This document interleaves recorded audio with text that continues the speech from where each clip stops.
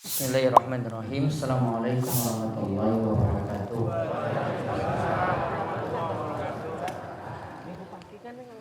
Alhamdulillahirabbil alamin. Hamdan katsiran thayyiban barakan fi kama yuhibbu rabbuna wa yarda. Wa asyhadu an la ilaha illallah wahdahu la syarikalah wa asyhadu anna Muhammadan abduhu wa rasuluh. Allahumma sholli ala nabiyyina Muhammad wa ala alihi wa man tabi'ahum bi ihsan ila yaumiddin.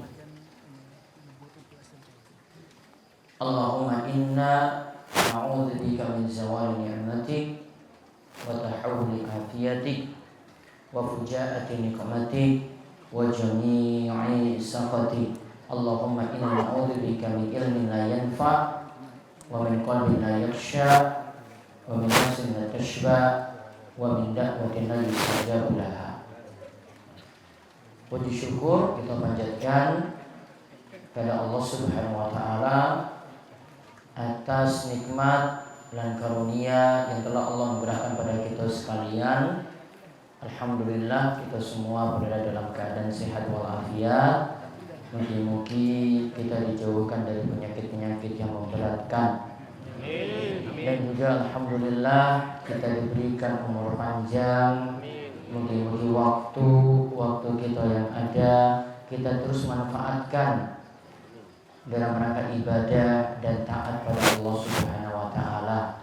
Dan mugi-mugi kita senantiasa diberi kenikmatan untuk berada dalam majelis ilmu, taman-taman surga, dan mugi-mugi ilmu yang ada yang telah kita pelajari mengantarkan kita pada shiratal mustaqim, jalan yang lurus, dijauhkan daripada jalan al-maghdub alaihim, jalan yang Allah itu murkai seperti jalannya orang-orang Yahudi, dan juga dijauhkan dari jalan ad-dallin, yaitu jalan orang-orang yang sesat seperti orang-orang Nasrani. Dan mugi-mugi kita senantiasa diberi keistiqomahan dan mati dalam keadaan husnul khotimah.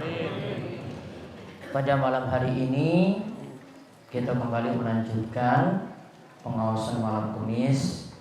Alhamdulillah kita diberikan karunia hujan. Menanti-nanti dari pagi belum hujan, pas bernisa Allah turunkan nikmat hujan yang bermanfaat. Mungkin membawa berkah bagi semua, membawa berkah pada pertaniannya, ternaknya, dan segala yang manfaatkan air hujan. Dan mudah-mudahan hati-hati kita juga jadi hidup dengan air hujan ini. Karena sifat hujan itu Nabi SAW itu ibaratkan seperti ilmu. Ilmu itu diibaratkan seperti hujan. Ketika hujan itu jatuh mengenai tanah, maka akan membuat tanah itu jadi subur.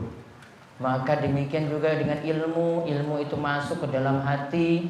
Kalau hatinya itu mau menerima ilmu, maka hati tadi itu akan juga menjadi baik. Mungkin hati kita juga menjadi baik dikarenakan kita mau menerima setiap ilmu dan kebenaran yang ada. Allahumma amin.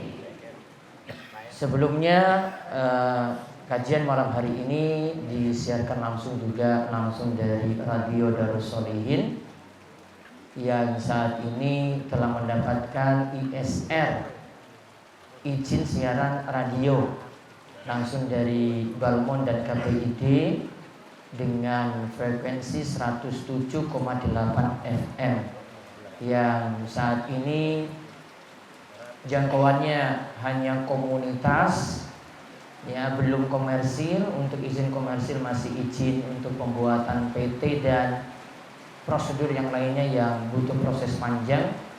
Sedangkan ini aslinya hanya menjangkau 50 Hz itu sekitar 2,5 km radius, 2,5 km.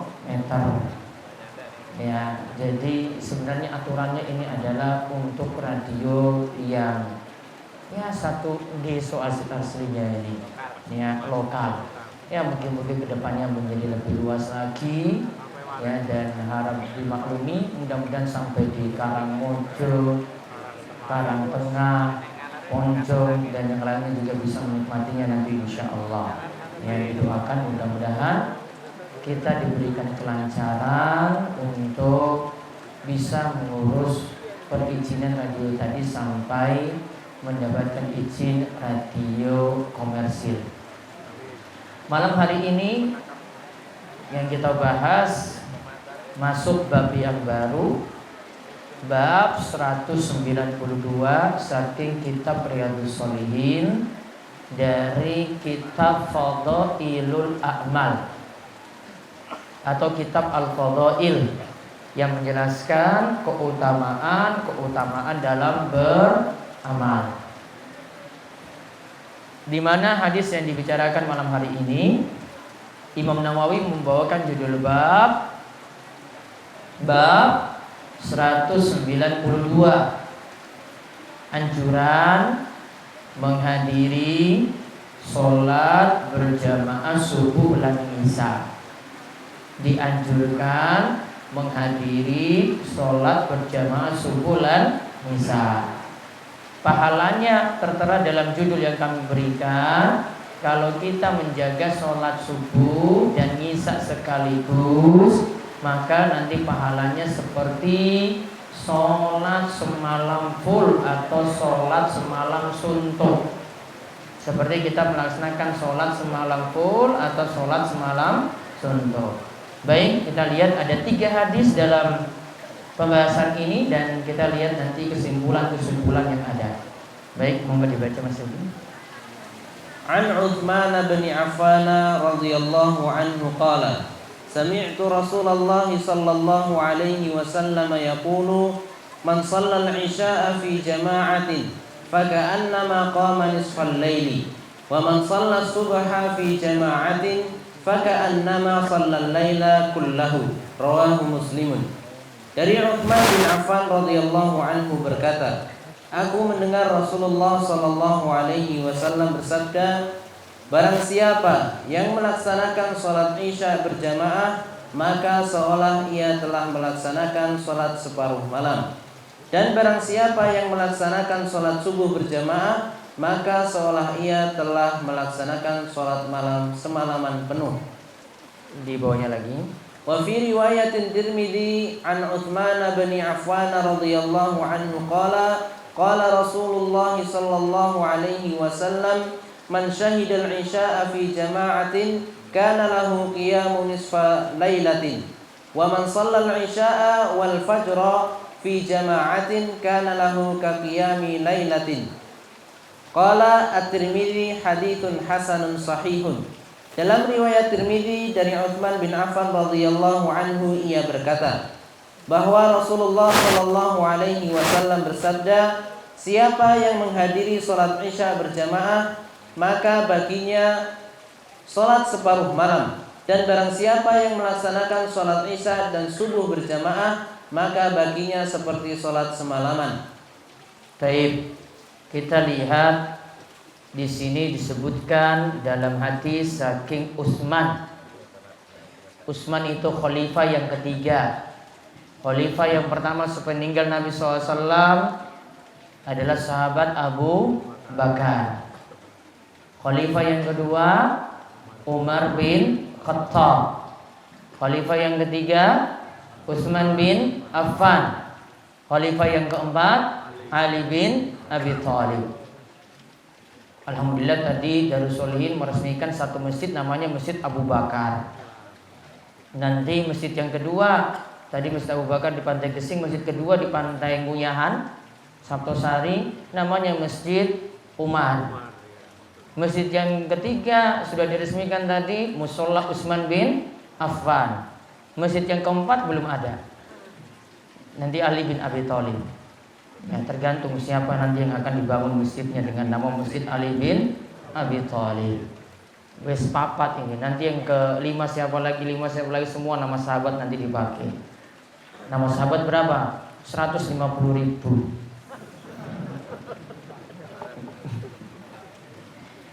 Baik, kita lihat tadi Utsman ini katakan, Ini supaya memotivasi bapak-bapak sekalian dan ibu-ibu untuk menjaga sholat subuh lan ngisa. Ya, di sini sebutkan siapa yang sholat isya berjamaah, maka ia seperti sholat separuh malam. Separuh malam berarti pinten jam? Malam dihitung saking maghrib tekan subuh. Berapa jam? Kira-kira 10 ya. 10. Separuhnya berarti 5 jam lah ya. Baik.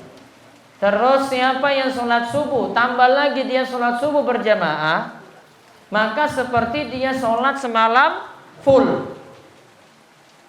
Seperti dia sholat semalam full, semalam penuh.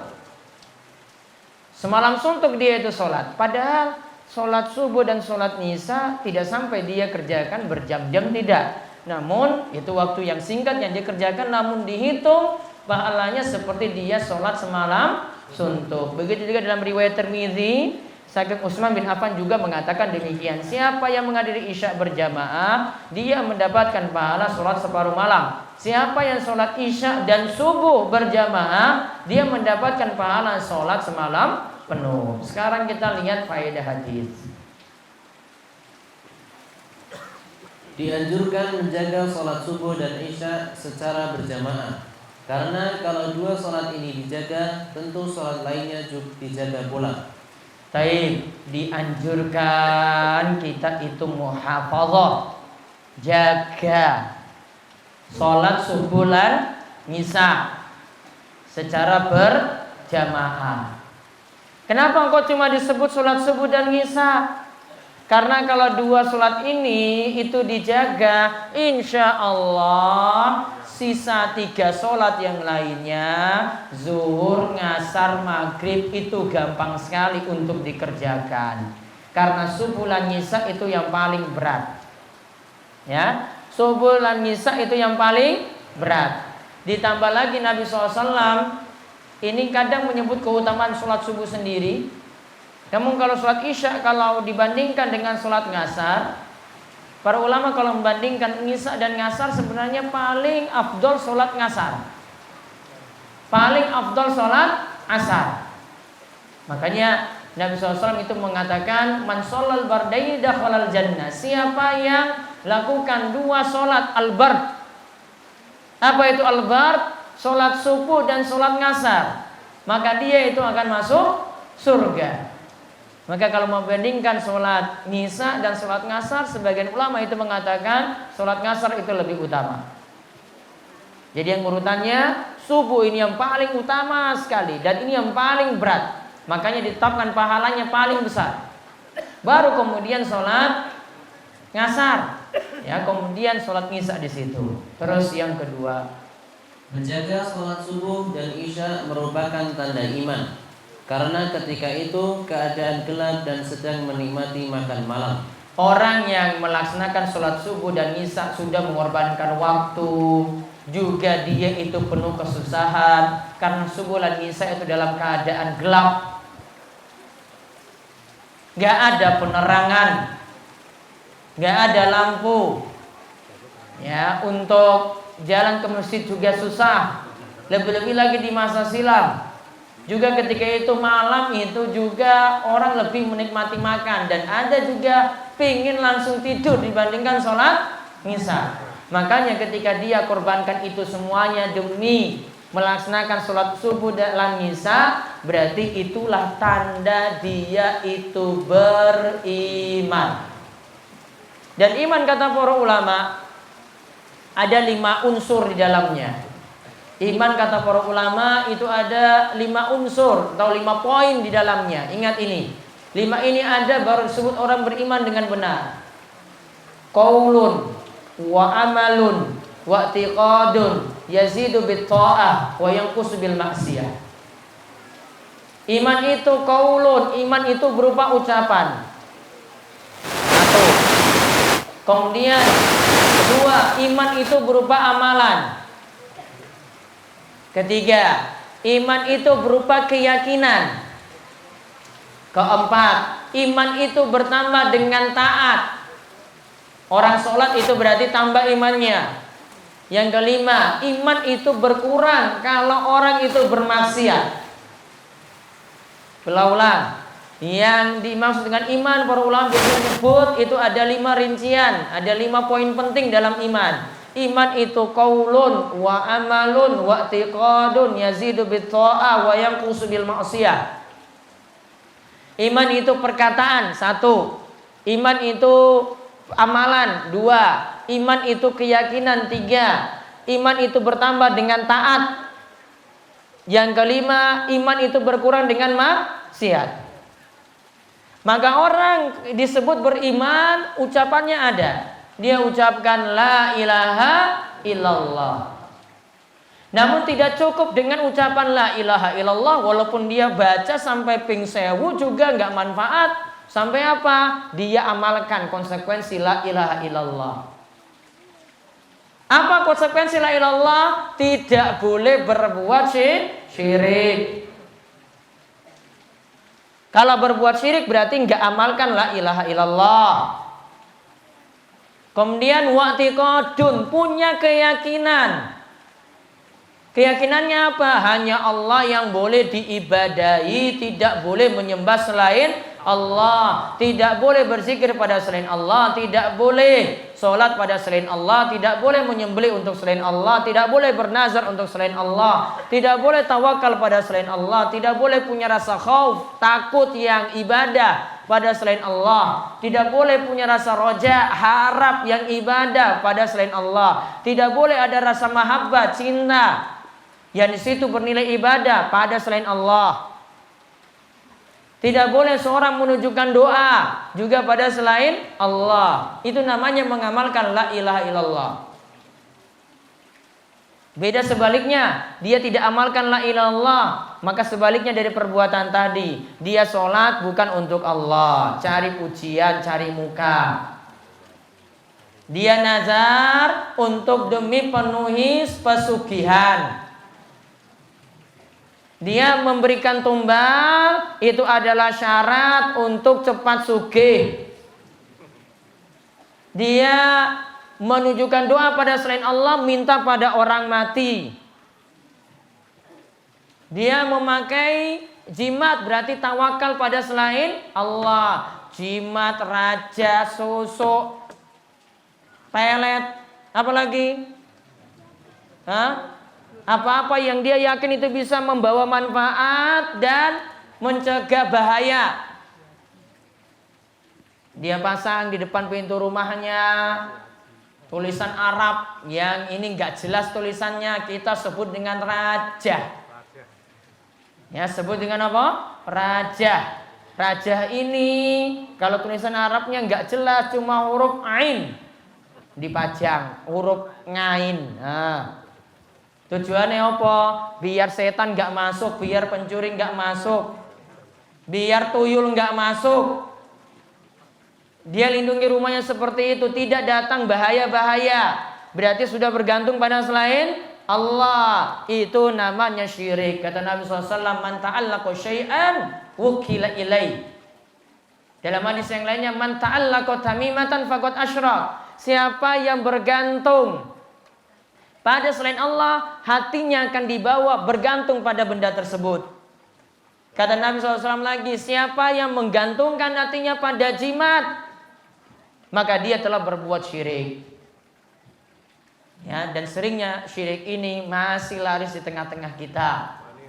Ya, dan kita mohon pada Allah Subhanahu wa taala sebagaimana doa Nabi Ibrahim. Nabi Ibrahim itu berdoa, wajnubni wa baniya an na'budal asnam. Ya Allah, jauhkanlah aku dan keturunanku dari nyembah berhala. Artinya dijauhkan dari berbuat syirik. Mungkin kita semua yang hadir, Allah jauhkan dari perbuatan syirik. Allahumma amin. Jadi tadi diamalkan, ada juga keyakinan. Kemudian iman itu bertambah dengan apa? Taat. Makin orang rajin sholat, iman itu tambah. Makin rajin ngaji, imannya juga tambah. Sebaliknya, iman itu berkurang kalau melakukan maksiat. Selingkuh, imannya tambah apa berkurang? Imannya tambah apa berkurang? Berkurang. Walaupun juga dia katakan, wah aku cinta mati. Kalau selingkuh tetap apa? Imannya berkurang. Maksiat tetap maksiat, tidak bisa menambah iman. Orang yang mabuk, imannya juga tidak bertambah, imannya itu berkurang. Orang yang lakukan setiap dosa besar, imannya itu berkurang. Syirik juga imannya itu berkurang, bahkan imannya bisa terhapus semuanya. Bahkan dia bisa dikatakan kafir, lawan daripada iman. Ini keadaan iman seperti itu. Jadi iman itu adalah perkataan, perbuatan, ucapan, bertambah dengan taat, berkurang dengan maksiat. Oh, berarti nanti kesimpulannya iman itu bertingkat-tingkat. Ada orang yang imannya biasa, ada orang yang imannya itu tinggi, ada orang yang imannya itu rendah. Karena ada yang bertambah, ada yang berkurang. Gak mungkin iman kita itu sama seperti imannya Nabi SAW. Dan tidak mungkin imannya Nabi SAW, Abu Bakar itu sama dengan imannya Fir'aun. Iman itu tidak sama. Tidak berada dalam satu tingkatan. Namun ingat, iman itu kalau ada, belum tentu kalau melakukan sesuatu, iman itu akan hilang secara total. Kecuali kalau ini dilakukan adalah kesyirikan atau kekafiran. Kalau lakukan syirik atau perbuatan kafir, iman bisa terhapus secara total. Namun kalau yang dia lakukan dosa besar, wong gantung iki kafir apa muslim? Kafir. Astagfirullah. Wong gantung loh iki. Muslim apa kafir? Berarti orang disolatke. Berarti sak desa iki kabeh iki dosa kabeh coba. Kenapa? Karena muslim itu tidak selamanya ya, dia itu imannya sempurna. Namun ada yang melakukan dosa besar. Orang yang bunuh diri gantung itu berarti melakukan apa? Dosa besar, bukan kekafiran. Berarti dimandikan enggak? Dikafani apa ora? Disolatke apa ora? Apa langsung dibuang?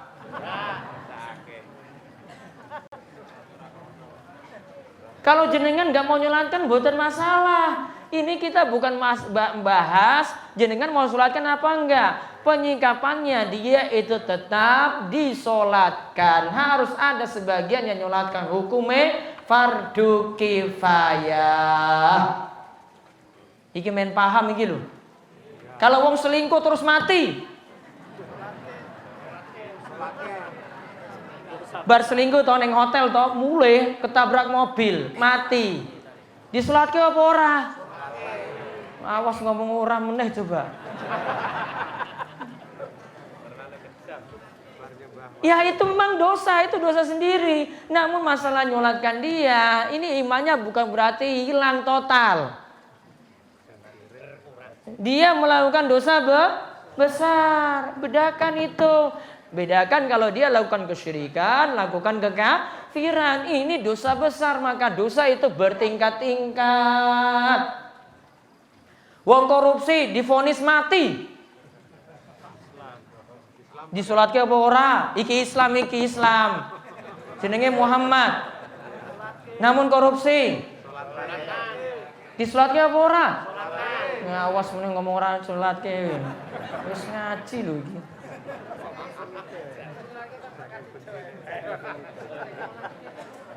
Tetap disolatkan. Masalah dia itu lakukan dosa tadi itu urusan dia. Nggih? Paham nggih?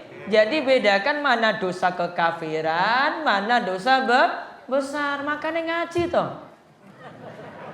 Soalnya beberapa ini nggak paham menyikapinya itu ketika lihat wong gantung, wah itu langsung itu kok nggak disolatkan itu katanya langsung dikubur. Nggak tahu dia dimandingkan apa enggak, mungkin di rumah sakit, pokoknya langsung dikubur. Ini kok nggak disolatkan, ini gimana? Satu dusun itu bisa kena dosa semuanya loh gara-gara ini. Karena hukumnya fardu kifayah, harus ada yang melakukan kewajiban ini. Paham nggih? Baik, terus yang ketiga. Yang meninggalkan sholat subuh dan isya hanyalah munafik dan orang yang punya uzur. Orang yang meninggalkan sholat subuh dan isya itu bisa dua kemungkinan. orang munafik. Ya, orang munafik. Munafik itu ya gampangane nggih. Maaf, KTP-ne Islam. Jenenge Muhammad. Opo Ahmad, opo Soleh, opo Umar, Usman, namun ora salat. Nah, itu gampangannya kayak ngono lho, wis paham toh? Nggih, itu jenenge apa? Apa?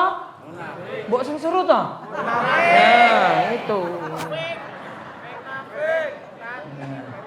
Namun itu ingat nggih, itu untuk jenengan sendiri. Jangan pulang-pulang lihat tetangganya, "Wah, kowe iki munafik, aku bareng ngaji ning warak, Ustaz ngomongnya kowe iki munafik." Padahal tadi saya cuma bilang itu orangnya, bukan berarti tunjuk hidung.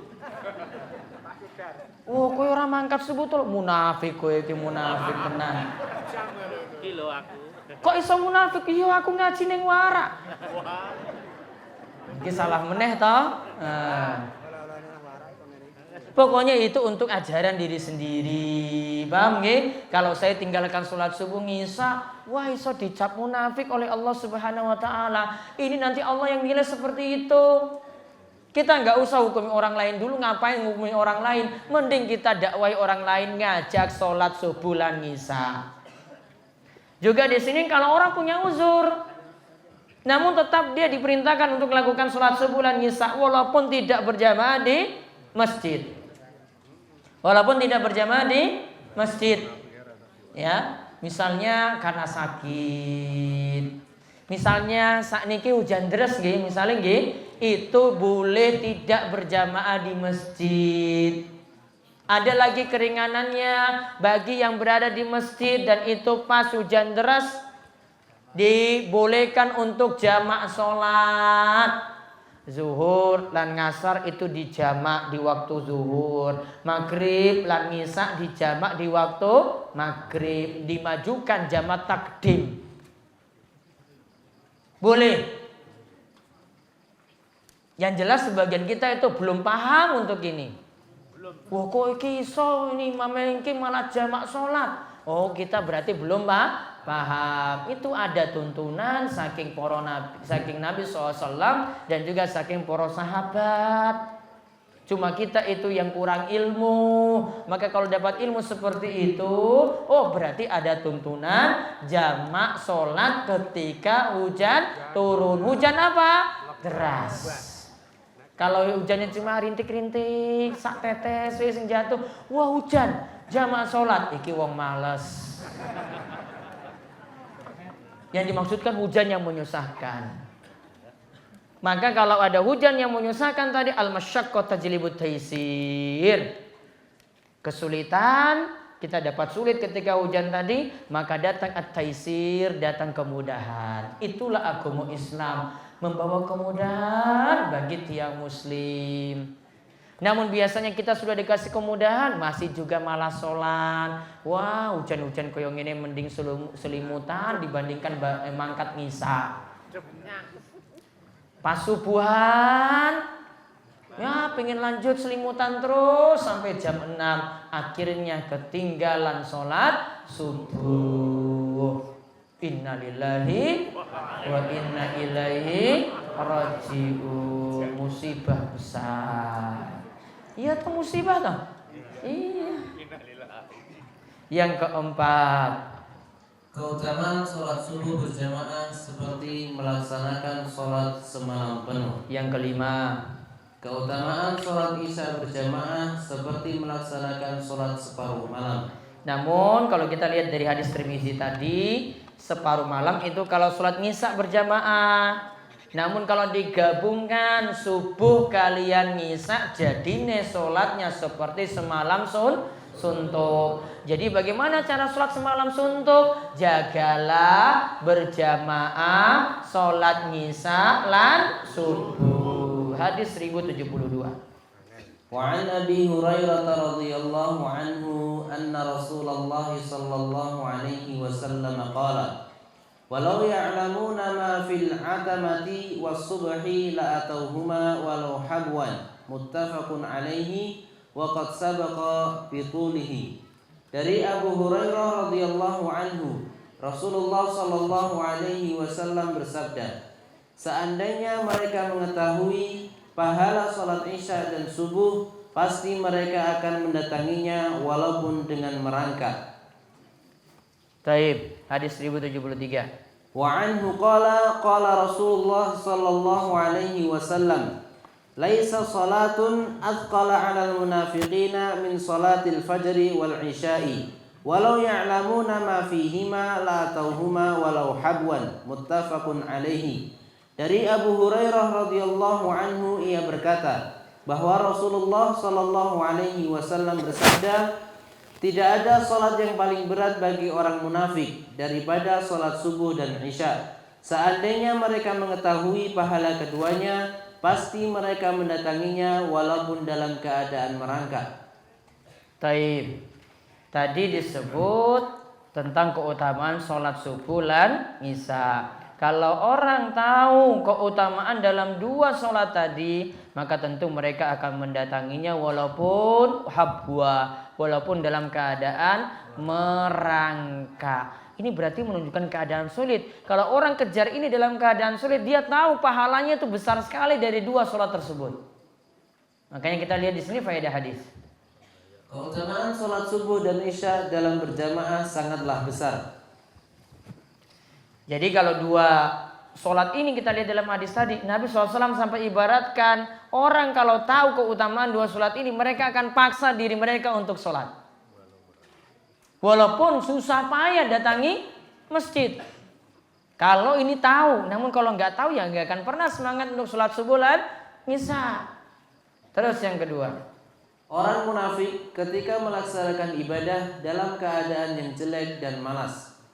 Sifat orang munafik disebutkan dalam ayat yang artinya, dan apabila mereka berdiri untuk sholat, mereka berdiri dengan malas.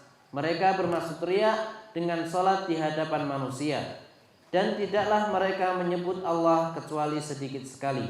nah, wa iza qamu ilas sholati qamu kusala. Jika mereka itu berdiri untuk sholat, mereka itu berdiri dalam keadaan malas. Yura'unan nasa, mereka berbuat riya ketika mereka itu ibadah, pamer amalan ketika mereka itu ibadah. Wala yazkurunallaha illa qalila, mereka itu hanya sedikit berzikir pada Allah, pakai hitungan-hitungan waktu. Orang munafik itu kalau sholat, mereka itu biasanya nunggu ketika matahari itu mau tenggelam. Kalau sholat ngasar, nunggu matahari mau tenggelam dulu. Nah ini sudah mau waktu nanti iki, ayo sholat. Karena sebentar lagi nih, ini matahari mau tenggelam. Itu orang munafik seperti waktunya mepet sekali mau habis, itu baru mereka mau siap-siap sholat. Ya, waktunya mepet mau habis, itu baru siap-siap sholat. Itu yang dinamakan tadi sholatnya dalam keadaan malas, sholatnya cari muka, sholatnya itu hanya sedikit saja. Sama dengan kita, kalau kita sebagian kita itu melaksanakan ibadah sholat, pinginnya cepat rampung, tarawih nggak pingin lama-lama. Imamnya moco surat panjang, di belakang batal apa ora iki? Hah? Nih, kepiye cara batal? Kalau dalam mazhab Syafi'i, kalau sampai keluar suara kata, ya satu kata gitu keluar, ya misalnya, waduh, gitu keluar, batal. Kalau kamu nggak sampai ini, namun ini kurang kerjaan ini yang di belakang. Tanda ora sabar. Imamnya baru panjang sebenarnya sudah protes seperti itu. Padahal kalau untuk sholat subuh itu paling afdol, bacaan suratnya itu panjang. Pinten menit, yo sak tekane. Tergantung hafalan Pak Imam. Kalau imamnya hafal cuma kul ya sudah, gimana lagi mau dipaksa. Paling gur 5 menit wis rampung. Namun afdolnya sholat subuh karena dihadiri oleh para malaikat. Sholat subuh itu dibuat panjang. Begitu loh. Terus selanjutnya, ini akibat malas bangun subuh. Ini perhatikan, ini umum. Baik yang berjamaah ke masjid atau yang di rumah malas bangun subuh, ini akibatnya. Ya, ini akibatnya. Dibaca hadisnya. Dari Abu Hurairah radhiyallahu anhu, Nabi Shallallahu alaihi wasallam bersabda, setan membuat 3 ikatan di tengkuk leher bagian belakang. Paham tengkuk nggih? Leher bagian belakang. Apa bahasanya iki? Nah, sini ya. Setan buat ikatan di sini belakang sini. Sebanyak 3 ikatan. Lanjut. Leher bagian belakang salah seorang dari kalian ketika tidur. Nah, ini ketika tidur ini ada 3 ikatan ini. Siapapun. Ya, itu ada 3 ikatan ini. Terus di setiap ikatan setan akan mengatakan, malam masih panjang, tidurlah. Ayo turu, iki lagi jam 4. Sesuai mas, terus lanjut itu. Setan bisikan terus. Wes tangi, wes azan. Pak Imam wes sesuai, turu meneh lanjut. Itu setan biasanya bisik kayak gini. Sering nggak ini? Sering. Oh iya, berarti masih ada 3 ikatan setan di situ. Ya, terus. Jika ia bangun lalu berzikir pada Allah, lepaslah 1 ikatan. Jika bangun, iki paksa diri bangun, 1 ikatan lepas. Ini lagi siji loh iki. Ya, terus. Kemudian jika dia berwudu, lepas lagi 1 ikatan. Berarti sudah berapa? 2. Itu dengan apa? Wudu. Terus. Kemudian jika dia mengerjakan sholat, lepaslah ikatan terakhir. Entah sholat malam, entah sholat subuh. Maka 3 ikatan itu lepas. Berarti bangun, wudu, sholat. Ingat ya, bangun, wudu, sholat. Bangun tidur, 1 ikatan lepas. Berwudu, ikatan kedua lepas. Terus apa? Sholat, ikatan ketiga lepas. Terus. Di pagi hari dia akan bersemangat dan bergembira. Jika tidak melakukan seperti ini, dia tidak ceria dan menjadi malas. Berarti orang yang biasanya tangi subuh itu lebih semangat di pagi hari. Sebaliknya orang yang biasanya malas tangi subuh itu jadi orang-orang yang malas di pagi hari. Ini betul seperti ini loh ini. Ini nyata. Nyata mboten? Nyata. Ini nggak mungkin Nabi guru loh ini, nggak mungkin ini. Ini sudah bukti seperti itu. Maka orang kalau jaga sholat subuh tadi 3 ikatan lepas, maka ikatan setan ini akan lepas. Pagi hari bangun itu dalam keadaan semangat. Namun ketika jalani aktivitas sampai meninggalkan sholat subuh, berarti 3 ikatan ini ada, akan membuat beban dia untuk beraktivitas itu berat. Berarti asalnya ini awal kebaikan di hari itu mulai saking sholat subuh. Insya Allah ini dijaga. Yang belum tertib jaga sholat subuh, mungkin Allah beri hidayah. Terus dibaca lagi. Telat subuh dan dikencingi setan. Telat subuh dan dikencingi setan. Kok iso dikencingi setan? Kita lihat hadisnya. Dari Ibnu Mas'ud radhiyallahu anhu, ia pernah berkata, di hadapan Nabi Shallallahu alaihi wasallam disebutkan tentang seorang laki-laki yang tidur semalaman sampai datang pagi. Tidur semalaman sampai datang pagi. Tangine jam 6. Niki lho Bapak-bapak perhatikan. Tangine jam 6 loh iki. Apa yang terjadi lihat? Nabi SAW. Rasulullah Shallallahu alaihi wasallam pun bersabda, laki-laki itu telah dikencingi oleh setan pada kedua telinganya, dalam riwayat lain di telinganya. Coba dilihat. Laki-laki itu telah dikencingi oleh setan. Oleh sinten? Setan. Oh, berarti orang tangi subuh itu lagi kencingi setan, dipipisi setan. Enak banget makanya iki lanjut terus tidure. Ya, karena sedang dikencingi siapa? Setan. Berarti kencingnya setan itu enak banget loh. Wah, sedap banget, sejuk banget. Waduh, lagi dipipisi. Pengen lanjut terus. Ya, ini makanya tadi solusinya cuma satu. Bangun apa? Subuh. Mugi-mugi dijauhkan dari dikencingi setan.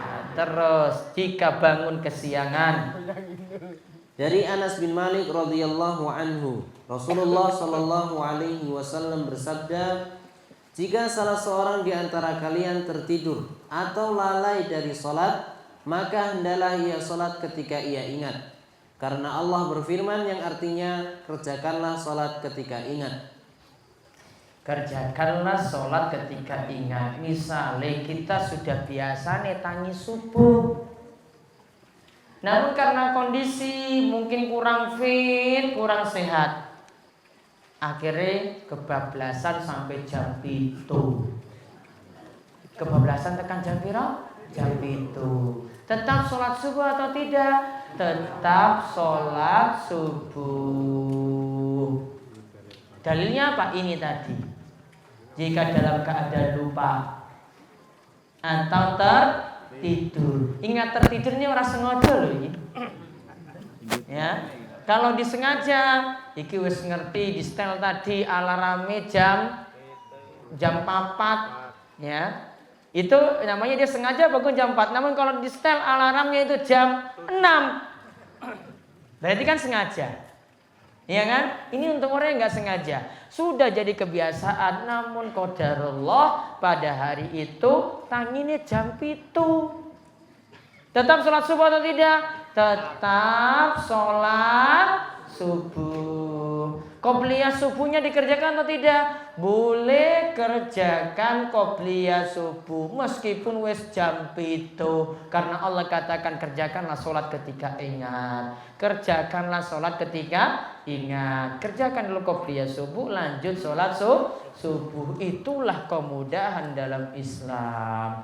Terus para ulama Komisi Fatwa Kerajaan Saudi Arabia di masa Syekh Ibnu Baz mengatakan, jika engkau ketiduran atau lupa sehingga luput dari waktu sholat, maka hendaklah engkau sholat ketika engkau terbangun dari tidur atau ketika ingat, walaupun ketika itu saat terbit atau tenggelamnya matahari. Iki matahari wis terbit lho. Terbit jam pinten sakniki? 6 iki wis terang banget lho. 5:30, Pak. Berarti rampungnya subuh jam 5:30. Misalnya ini matahari lagi terbit, berarti kita kan nggak boleh sholat. Aslinya nggak boleh sholat sunnah. Namun ini karena ada uzur. Uzurnya apa? Tadi ketiduran. Maka meskipun matahari itu lagi terbit, lagi beranjak terbit, tetap boleh melaksanakan sholat yang tadi telat. Tetap boleh melaksanakan sholat yang tadi telat. Terus nasihat bagi yang sering begadang. Karena begadang inilah yang biasanya membuat kita itu telat sholat subuh. Baca. Diriwayatkan dari Abu Barzah, beliau berkata, Rasulullah Shallallahu Alaihi Wasallam membenci tidur sebelum sholat isya dan ngobrol-ngobrol setelahnya. Nabi SAW nggak senang lihat orang yang tidur sebelum isya. Karena kalau tidur sebelum isya berarti nggak lakukan sholat isya. Dan Nabi SAW tidak senang melihat orang yang ngobrol-ngobrol ngisa, ngobrol-ngobrol setelah sholat isya. Terus Syekh Muhammad bin Shalih Al-Utsaimin rahimahullah menerangkan, di masa Rasulullah Shallallahu Alaihi Wasallam orang-orang tidaklah begadang sebagaimana yang dilakukan oleh orang-orang saat ini. Mereka terbiasa tidur lebih awal setelah sholat isya supaya nantinya bisa mendirikan sholat subuh, dan ada di antara mereka yang berharap bisa bangun untuk sholat malam. Sholat subuh dan isya ini berat bagi orang munafik. sehingga sudah sepantasnya seorang muslim benar-benar menjaga kedua sholat tersebut, yaitu benar-benar menjaga sholat isya dan sholat subuh. Sini kata Syekh Muhammad bin Shalih Al-Utsaimin, seorang ulama yang ada di masa silam dari kerajaan Saudi Arabia. Beliau katakan baiknya tidak begadang kecuali nanti dalam keadaan butuh. Karena dulu orang-orang soleh dahulu itu tidak pernah begadang. Mereka biasanya tidur di awal malam, bar ngisa langsung turu. Enggak banyak ngobrol setelah itu, kecuali ada kepentingan, misalnya ada pengawasan seperti ini, boleh. Namun kalau tidak ada kepentingan, baiknya langsung tidur. Tujuannya apa? Biar mudah bangun malam atau bisa tangis subuh. Wallahu a'lam bishawab. Mungkin Allah memberi taufik dan hidayah untuk terus memperhatikan sholat. Monggo jika ada yang ingin bertanya, wonten mic yang disiapkan, silahkan dipakai. Juga ibu-ibu silahkan bertanya. Bisa juga menggunakan secari kertas untuk bertanya. Dan yang di radio bisa bertanya lewat HP-nya di mana, Pak?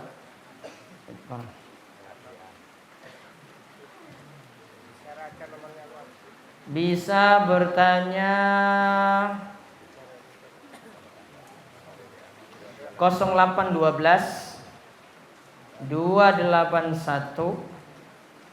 851 31 0812 281 851 31 0812 281 851 31. Silahkan bagi yang ingin bertanya. Ya, ibu-ibu dulu monggo. Waalaikumsalam warahmatullahi wabarakatuh. Agak seru suaranya, keras. Ya, dekat mic-nya enggak apa-apa.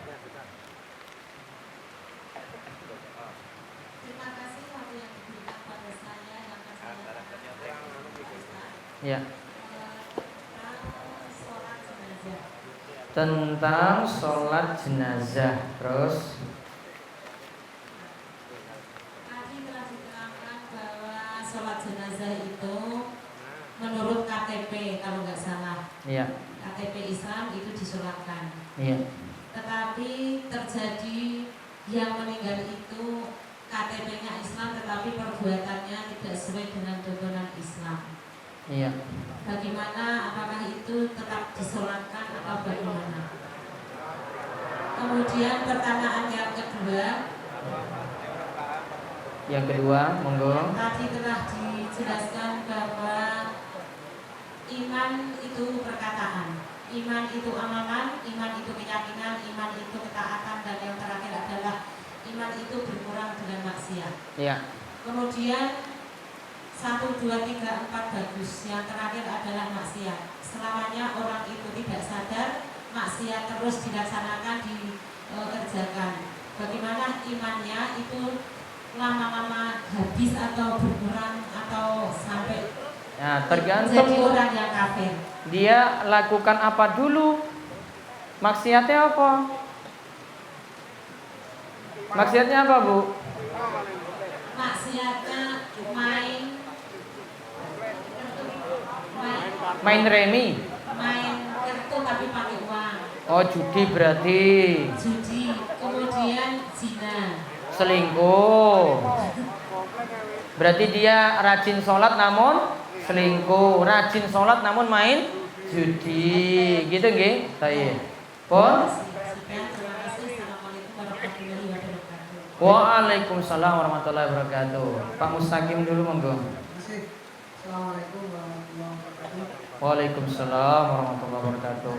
Sambung pertanyaan dari itu tadi, poin yang kelima tentang selingkuh. Tentang selingkuh. Selingkuh itu mungkin dengan berbuat zina itu. Bagaimana kalau hanya lewat HP, kemudian lewat Selingkuh lewat HP, WhatsApp. dengan kata-kata cinta lah gitu. Namun istri orang selingkuhnya. Ya, selingkuhnya dengan perempuan lain. Dengan perempuan. Innalillahi wa inna ilaihi raji'un. Masuk nggak masuk kategori selingkuh nggak? Baik. Bagus nih loh. Jangan-jangan Bapak di sini kayak gitu loh. Iya, terus. Yang kedua tentang jimat pusaka. Jimat. Jimat memelihara pusaka. Jimat memelihara pusaka. Dengan niatan melestarikan budaya. Iya. Itu masuk dalam kategori syirik. Apa pusaka nih? Ya mungkin keris itu atau mungkin itu akik, nah dan seterusnya. Itu yang Terus kedua, yang terakhir hubungannya dengan jamaah. Jamaah kita terlambat untuk jamaah di masjid. Kemudian saya jamaah sendiri di rumah dengan istri itu masuk masih masuk berjamaah enggak? Jamaah bagaimana? Terima kasih. Assalamualaikum warahmatullahi wabarakatuh. Waalaikumsalam warahmatullahi wabarakatuh. Ada lagi. Riki Pak, mic ya. Ibu-ibu ada, ibu-ibu. Assalamualaikum warahmatullahi wabarakatuh. Waalaikumsalam warahmatullahi wabarakatuh. Nama Marjio dari Masjid Al-Muqaddim Munir. Monggo Pak. Yang ingin saya tanyakan, kalau kita lihat sholat berjamaah itu ada dua model gerakan menuju sujud. Yang pertama lutut baru tangan, lalu yang kedua Tangan dulu baru lutut. Ini dari Abu Hurairah. Sedangkan untuk yang lutut baru tangan itu dari Wa'il bin Hujr. Iya. Lalu yang selanjutnya guru ngaji kalau menggunakan hadis Wa'il bin Hujr itu mengatakan bahwa hadis yang ketika gerakan menjuluk tangan dulu baru lutut itu dikatakan seperti unta belum. Lalu ada guru ngaji yang menggunakan hadis dari Abu Hurairah bahwa kalau gerakan menuju sujud dua lutut baru dua tangan juga mengatakan itu seperti unta bedul. Padahal pengertian saya bahwa larangan Nabi ketika kita bersujud itu tidak boleh seperti unta yang baru jerum. Artinya gambaran Nabi itu bukan gerakan dari gerakan menuju ke sujud, tetapi betul-betul sudah pada waktu sujud. Sebab di sana diterangkan bahwa larangan itu juga digambarkan menggunakan anjing, jangan menjulurkan tangan seperti anjing menjulurkan tangannya. Iya. Lalu yang selanjutnya ingin saya tanyakan, apabila imam setelah membaca Al-Fatihah lalu membaca ayat Al-Baqarah ayat 286, itu saya sering mendengar membaca amin. Ini mohon untuk dijelaskan. Terima kasih. Assalamualaikum warahmatullahi wabarakatuh. Waalaikumsalam warahmatullahi wabarakatuh. Baik, pertanyaan langsung cukup nggih niki numpuk pertanyaan tertulis.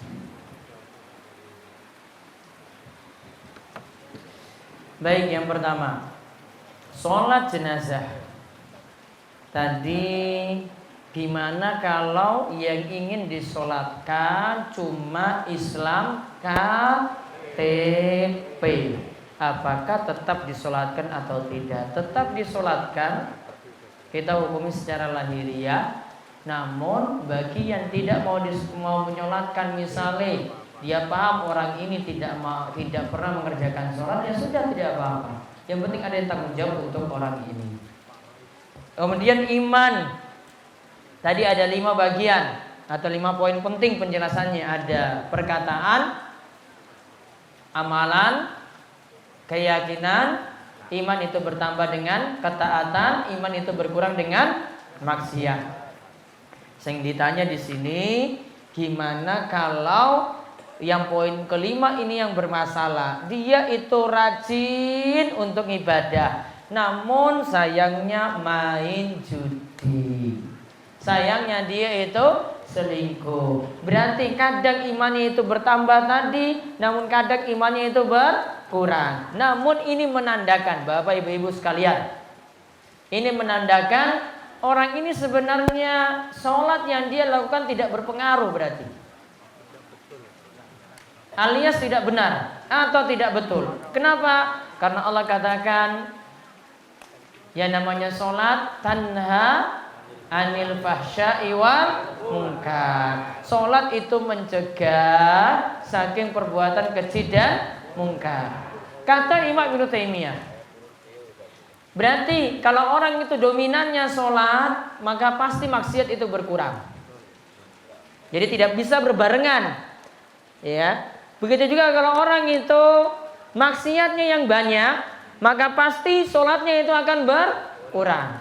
Berarti di sini bisa kita melihat sholatnya berarti belum baik. Karena seharusnya kalau sholat yang baik itu harus tanha anil fahsya'i wal munkar, mencegah dari perbuatan keji dan munkar. Kemudian selingkuh, apakah ini termasuk kalau hubungannya lewat HP, WhatsApp, Facebookan, SMS dan semacam itu? Masuk atau enggak Bapak-bapak? Masuk enggak? Cari memberi perhatian pada perempuan lain, terus beri pulsa gratis, terus diajak ngobrol terus dengan istrinya, dengan istri orang maksudnya, ya.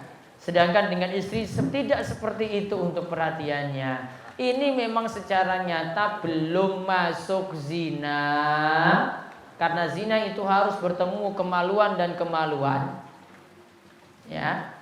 Ini baru perantara. Namun perantara ini juga terlarang, karena Allah katakan wala taqrabuz zina, jangan dekati zina. Cerak-cerak saja nggak boleh.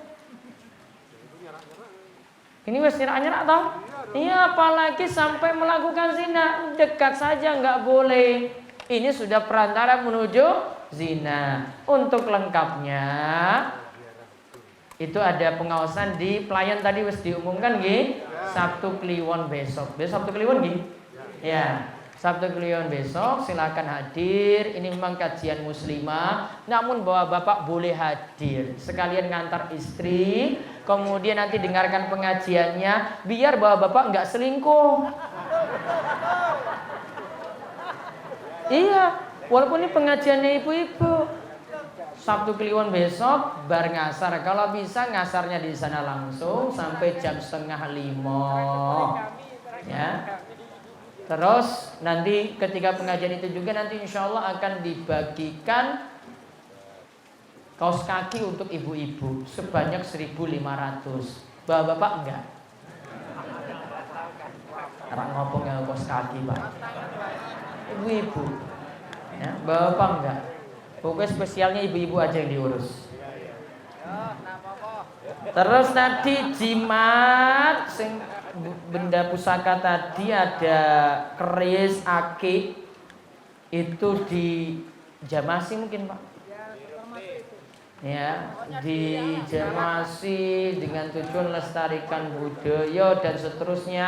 Perlu dipahami ini bisa sampai tingkatan syirik. Apalagi kalau keyakinannya dari benda ini datangkan kebaikan atau mencegah bahaya, fungsinya malah jadi jimat.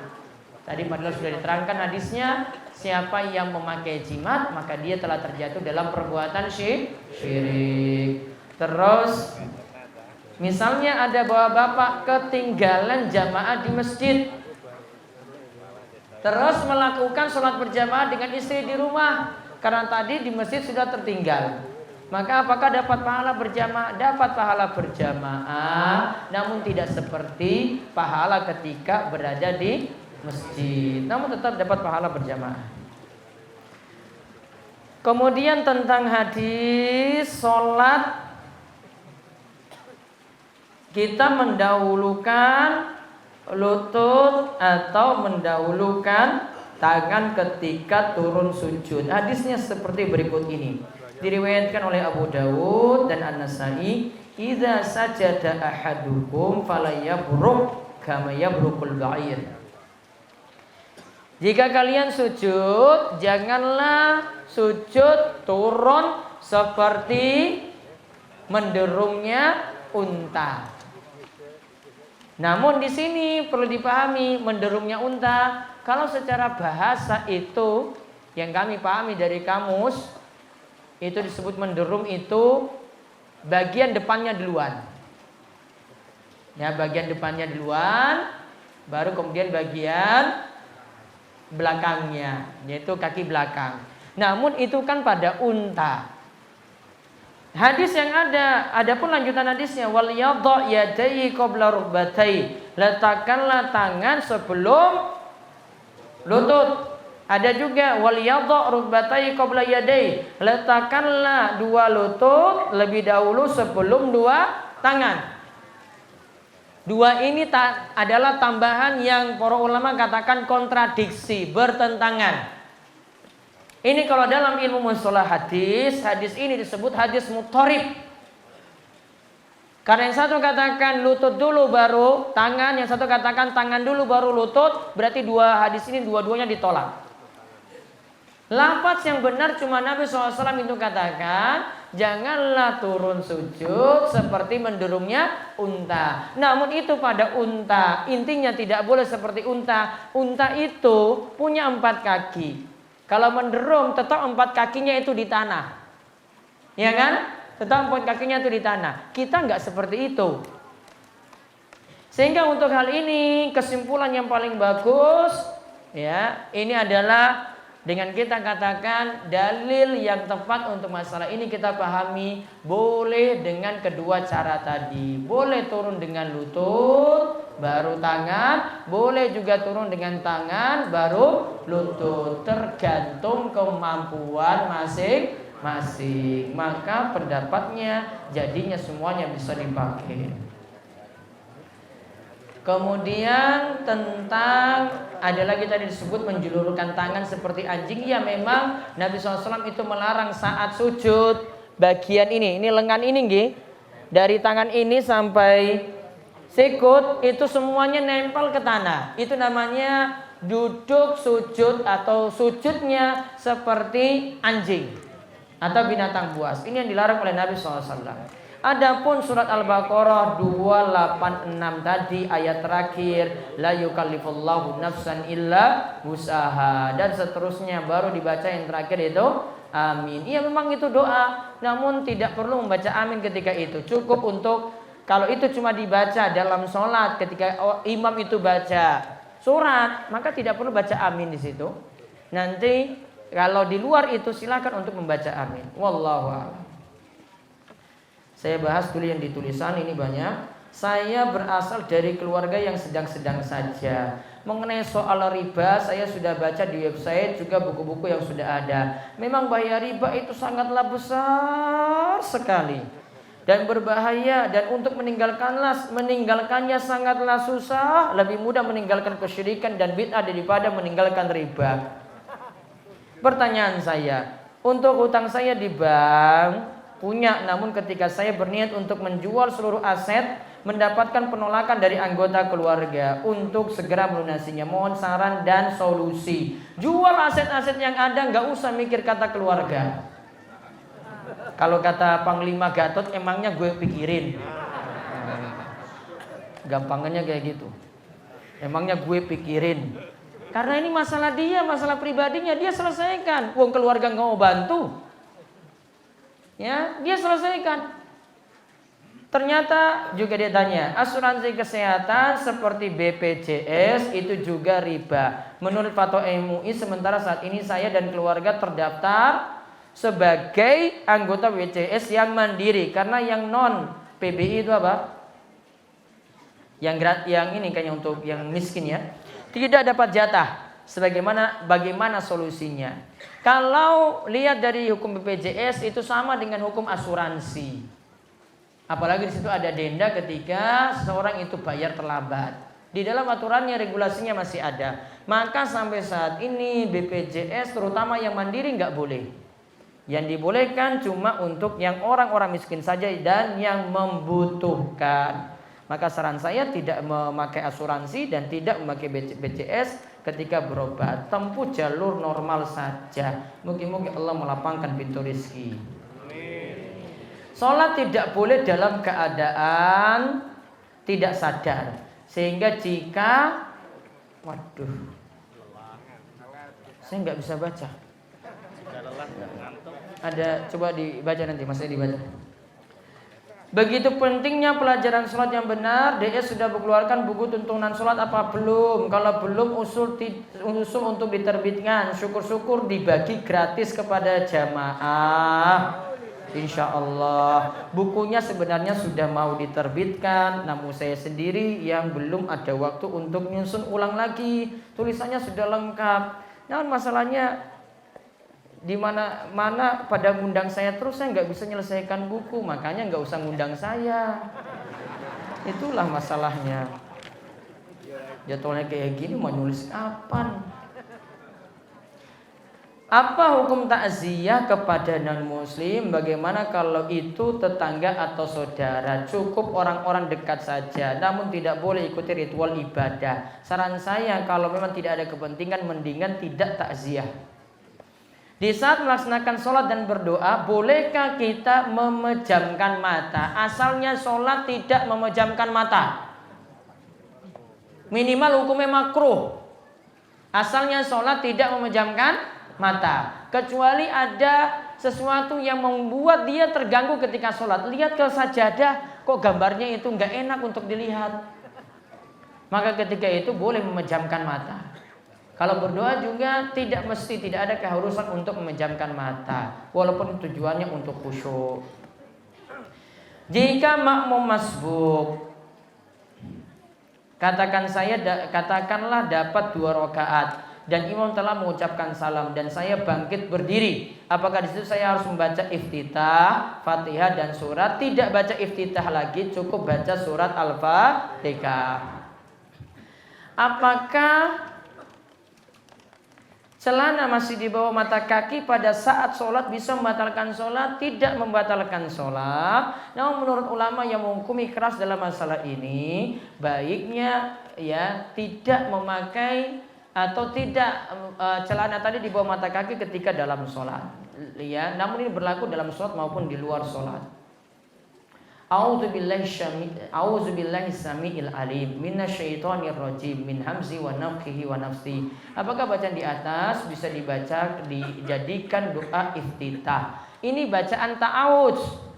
Ta'awudz itu ada 3 macam modelnya. Yang pertama, a'udzubillahi minasyaitonir rajim. Yang kedua, a'udzubillahi samiil alim minasyaitonir rajim. Yang ketiga, a'udzubillahi samiil alim minasyaitonir rajim min hamzihi wa nafthihi wa nafsi. Pengen yang panjang atau yang pendek? Paling yang pendek. Ini tadi bacaan doa, bacaan ta'awudz. Kalau doa iftitah ada sendiri bacaannya. Bagaimana cara menghadapi suami yang manja? Manja apa ini?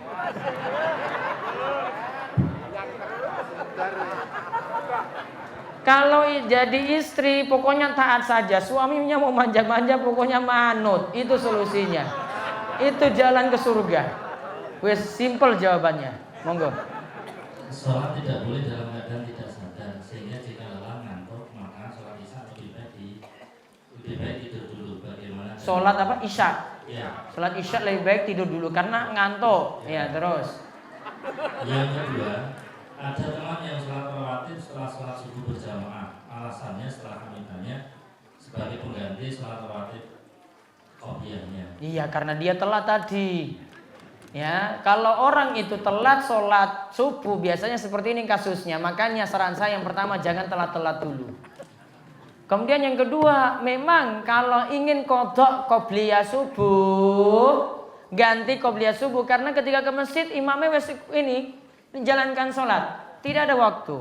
Maka solusinya ada dua, bisa memilih ba'da subuh langsung itu qobliyah subuh, itu tujuannya untuk ganti. Atau nunggu matahari meninggi baru nanti melaksanakan qobliyah subuh. Bisa memilih dua cara tersebut. Yang pertama tadi mau ngisa wes ngantuk maka tidur dulu. Biasanya tidur dulu kebablasan sampai subuh. Ya, biasanya kebablasan sampai subuh. Solusinya gimana? Lakukan sholat dulu. Ya, lakukan solusi apalah yang dia lakukan, mungkin raupan dulu dan seterusnya, ulangi wudhu dulu, terus sholat. Biar tidak sampai kelewat karena sholat isya memang ada beberapa waktu, versi waktu menurut para ulama untuk waktu akhirnya. Ada yang katakan batas waktu akhirnya itu adalah sampai waktu subuh seperti mazhab Syafi'i. Ada juga yang mengatakan sampai separuh malam. Ada yang mengatakan sampai sepertiga malam pertama. Pendapat yang paling tepat dalam masalah ini, sholat ngisa tidak sampai waktu subuh, namun sampai pertengahan malam. Sholat ngisa tidak sampai waktu subuh, namun sholat ngisa cuma sampai pertengahan malam. Tengah malam itu malam dibagi dua, jam 6 sampai subuh itu 10 jam, dibagi dua itu 5 jam, berarti sekitar jam 11. Berarti sekitar jam 11. Maka baiknya tidak di atas jam 11 untuk lakukan ngisa. Biasanya kalau tidur dulu, yang ada nanti tangini jam 1 baru sholat ngisa. Ya, karena kita pentingkan sholat di awal waktu, lebih cepat lebih baik agar terhindar dari tertinggal semacam tadi. Wallahu a'lam bishawab. Ada pertanyaan lewat SMS, monggo. Assalamualaikum warahmatullahi wabarakatuh. Waalaikumsalam warahmatullahi wabarakatuh. Mengenai sholat jenazah. Boleh jenazah yang sudah berumur sekitar 4 tahun disolatkan seperti jenazah yang masih baru, karena jenazah ini dulu dari rumah sakit langsung dikuburkan. Mohon penjelasannya Ustaz, terima kasih. Walau alam, sepertinya harus ada batasan waktu. Nanti saya cek lagi. Setahu saya waktunya sudah terlalu lama kalau 4 tahun. Ya. Ada memang pensyariatan sholat jenazah ketika jenazah tadi itu dikubur, sudah masuk dalam kubur. Pensyariatan sholat jenazahnya itu ketika di kuburannya. Namun tidak terlalu lama seperti ini sampai 4 tahun. Ya, yang melakukan seperti ini tadi kok sampai nggak disolatkan, banyak-banyak bertobat dan beristighfar pada Allah karena ini sebuah kesalahan. Ya, karena ini sebuah kesalahan. Harusnya tetap disolatkan dan tetap ya disolatkan oleh kaum muslimin. Karena ini jadi kewajiban yang hukumnya fardu kifayah. Terus. Ya, yang kedua, orang tua saya murtad. Bagaimana kiat khusus atau jurus jitu biar orang tua segera kembali ke jalan yang lurus? Taib, ya yang bisa dilakukan yang pertama didakwahi terus, dan mohon pada Allah supaya orang tua dibukakan pintu hati, banyak-banyak doa karena Allah yang dapat membolak-balikan hatinya. Mumpung orang tua masih hidup, banyak-banyak juga berbuat baik, kasih hadiah, kasih bantuan. Istilah kita sogok lah. Ya, banyak-banyak nyogok orang tua supaya hatinya itu kembali tertarik pada Islam. Ada lagi? Assalamualaikum Ustaz. Waalaikumsalam warahmatullahi wabarakatuh. Tentang keutamaan sholat isya dan subuh berjamaah di masjid untuk perempuan atau laki-laki saja, karena ada sebuah hadis yang mengatakan untuk perempuan lebih utama sholat di rumah, bagi perempuan lebih utama di masjid atau di rumah. Terima kasih. Lebih utama sholat ibu-ibu itu di rumah. Mau ke masjid tetap masih boleh, namun memilih di rumah Nabi SAW itu katakan yang paling afdal. Terus, saya masih awal hijrah, namun saat saya ingin menggali ilmu, orang tua saya melarang saya untuk belajar ilmu agama.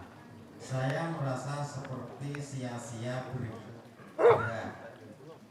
berpakaian syar'i dan sholat 5 waktu. Namun saya tidak tahu ilmunya. Mereka selalu menghalangi usaha saya belajar agama, melarang saya pergi ngaji dan juga datang ke majelis. Saya ingin memberitahu orang tua saya, namun saya takut menyampaikannya karena saya juga takut ayah saya salah persepsi. Menurut Ustaz, sebaiknya apa yang harus saya laksanakan? Cara yang paling bagus untuk dakwahi orang tua, tunjukkan akhlak yang baik. Maka kalau dengan akhlak yang baik, sopan santun, tutur kata yang baik, kemudian di rumah itu tidak banyak membantah. Kalau dia memang masih dengan rumah orang tua, maka nanti orang tua akan mendapatkan hidayah sendiri. Kalau memang orang tua nggak bisa menerima nasihat kita, ya sudah, tunjukkan dengan tingkah laku yang baik saja. Jangan sampai berkata kasar, jangan sampai berkata yang tidak-tidak, ditambah dengan banyak berdoa. Terus terakhir masih 15 Ustaz. Berarti minggu depan saja. Masih 15 ya. Ya, ini mungkin yang terakhir. Iya, ini terakhir, coba satu lagi terakhir. Sebentar ibu-ibu, entar. Nggih. Saya mau tanya, 1. Sholat sunat 2 rakaat yang jika dikerjakan akan dibangunkan istana di surga. Sholat sunat tersebut yang dimaksud sholat duha atau sholat rawatib. Jika ketinggalan sholat rawatib qobliyah zuhur, bisa diqodho. Yang dimaksud itu sholat rawatib dijaga 12 rakaat dalam sehari, maka akan dibangunkan rumah di surga. Kalau sholat qobliyah zuhur boleh diganti ba'da zuhur, namun jangan dijadikan keseringan. Tentang hal ini ada pembahasannya sendiri. Kalau tidak salah ada beberapa amalan, ada sekitar 6 itu yang akan dibangunkan rumah di surga. Bukan hanya sholat rawatib saja, namun amalan yang lainnya. Mungkin kapan-kapan baru nanti saya akan jelaskan tentang amalan tersebut. Wallahu a'lam bishawab. Itu saja yang kami bahas untuk kesempatan malam hari ini. Mungkin bapak dan ibu-ibu terus diberikan kemudahan untuk urusan-urusannya, diangkat saking kesulitan, dan Allah terus memberikan taufik dan hidayah untuk terus beramal soleh dan tetap menghadiri majelis ilmu. Sekali lagi, majelis di DS tetap ada terus, di Karangrecek juga demikian, di Masjid Besar Al-Huda Pelayan juga demikian. Walaupun keadaan cuaca mendung, tetap diusahakan tetap hadir dan majelisnya tetap ada. Ya, itu yang nanti jadi perhatian untuk para jamaah sekalian. Kita tutup, kalian doa kafaratul majelis. Monggo. Subhanakallahumma wa bihamdika, asyhadu an la ilaha illa anta, astaghfiruka wa atubu ilaik. Assalamualaikum warahmatullahi wabarakatuh.